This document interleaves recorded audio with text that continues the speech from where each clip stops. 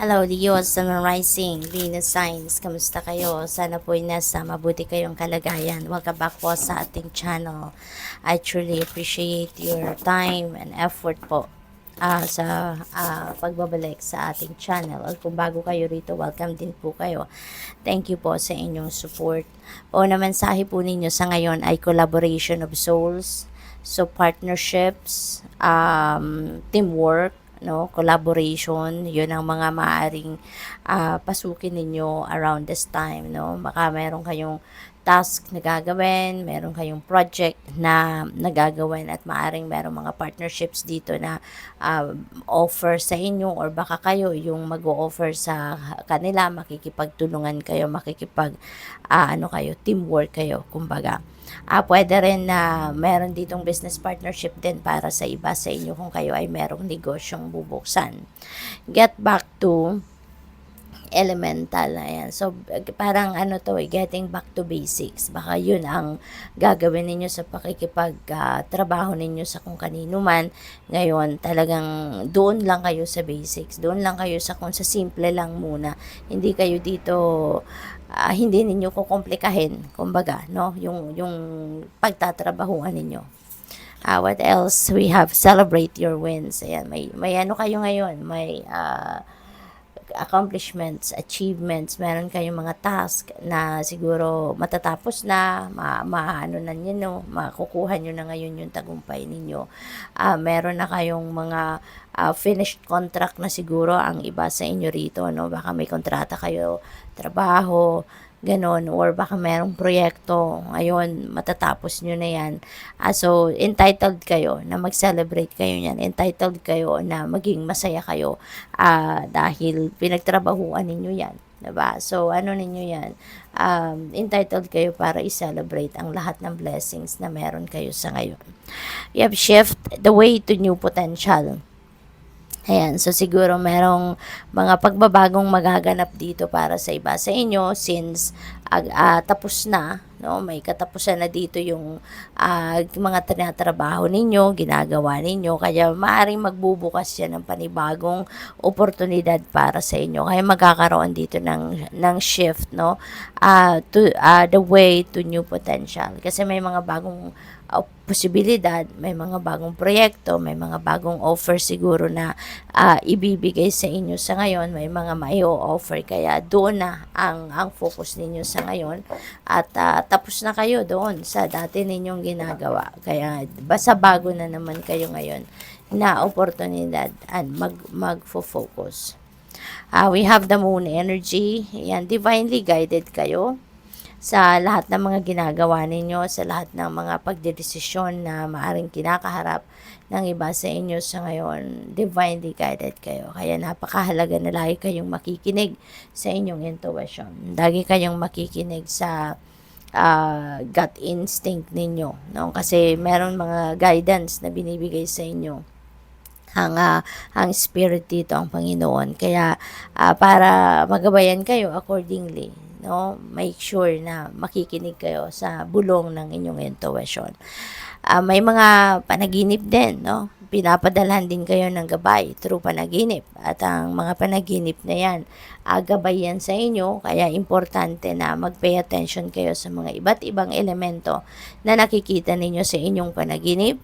The following day, pagkagising ninyo, make sure na kung ano pa ang naaalala ninyo sa inyong napanaginipan, anong elemento yan, mga hayop, kulay, sounds, or kung anong nakita ninyo sa inyong panaginip, isulat po ninyo yan at i-google ninyo. Marami ng articles online ang nag-i-explain ng mga elemento ng mga panaginip natin at yan ay gabay para sa inyo. Reference ninyo yan. Kaya kailangan isulat ninyo yan para hindi po ninyo makalimutan.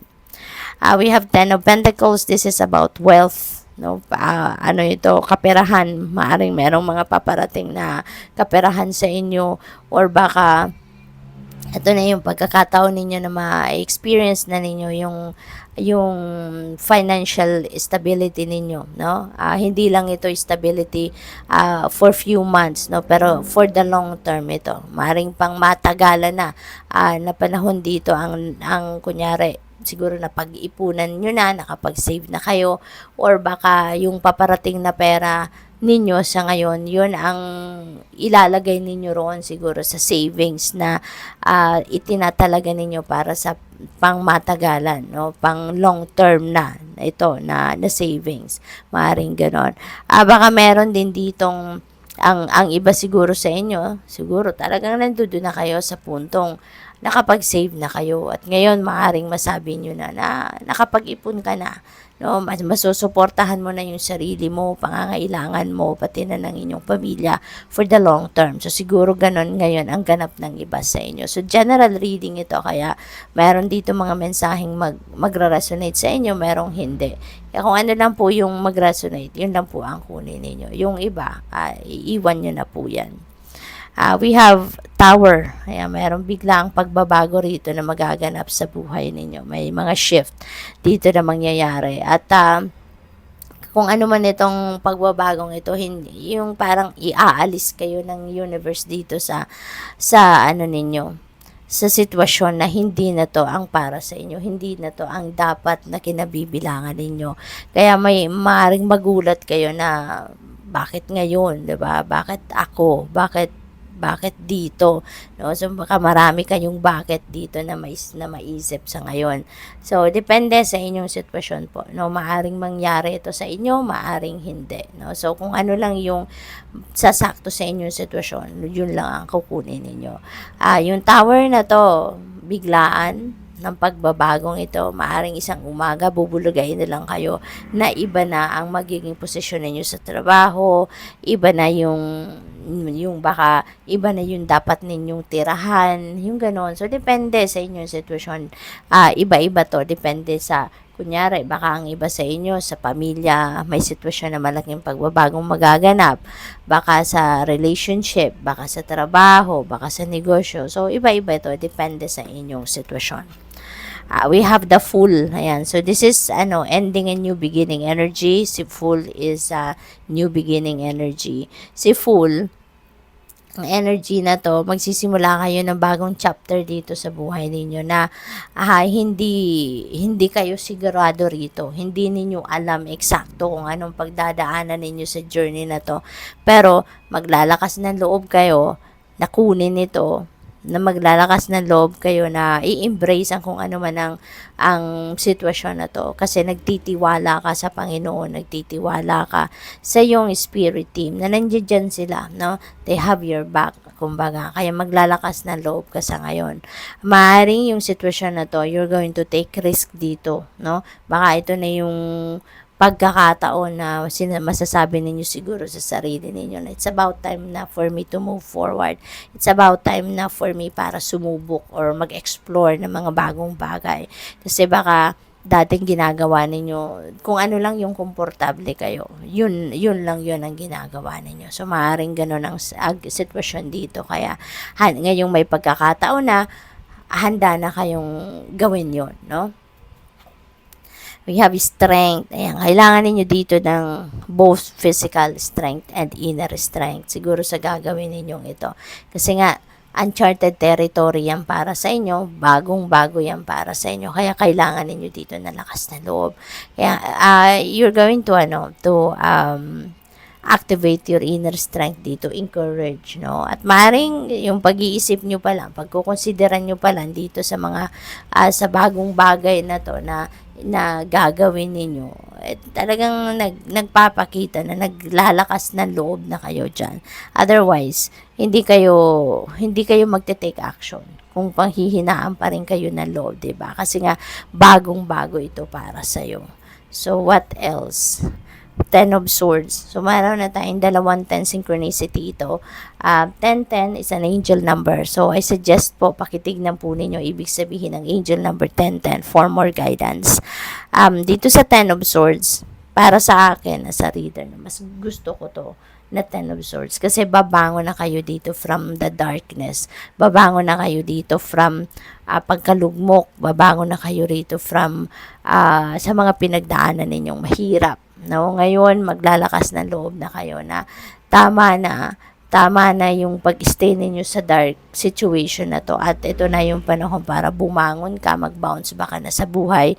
Sadyang ganun talaga ang buhay. May mga realization siguro ang iba sa inyo. Sadyang ganun talaga ang buhay na at some point sa buhay natin merong panahon na magfe-fail tayo, may panahon na malulugmok tayo. Pero wala naman tayong ibang pupuntahan kundi ang bumangon.